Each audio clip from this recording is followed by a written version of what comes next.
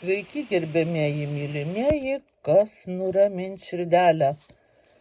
Ta neramią širdelę, kuri nerami. Jinai dažniausiai tokia ir būna.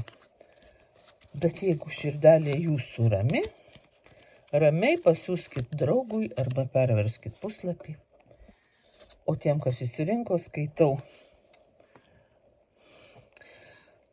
Jūsų širdelė bus nuraminta, nes tos kažkokia tai finansinė kliūtis, kliuvinys, kur jums kėlė nerimą, visiškai išsiblaškys. Jūs taip sutvarkysit, jūs taip sužaisit savo finansais, jums tokia mintis genialiai ateis, kad išsisklaidys bet koks nerimas.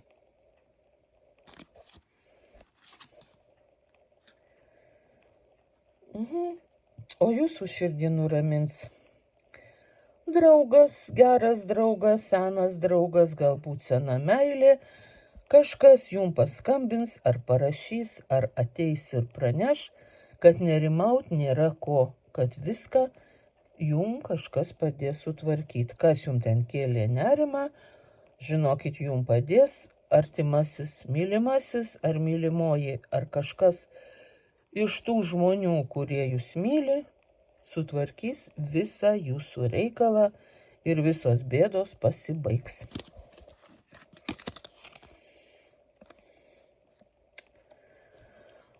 Jūs tiesiog pavargot.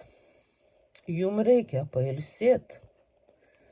Konkrečiai eit ir pailsėt. Gal išvažiuoti į kurortą. Jūsų nerimas yra kilęs tiesiog nuo pervargimo, nuo įtampos, nežinia reikalingos ar ne, bet kai jūs pailsėsit, viskas išsispręs. Taip kad imkit porą išeiginių, išvažiuokit, dabar toks geras oras.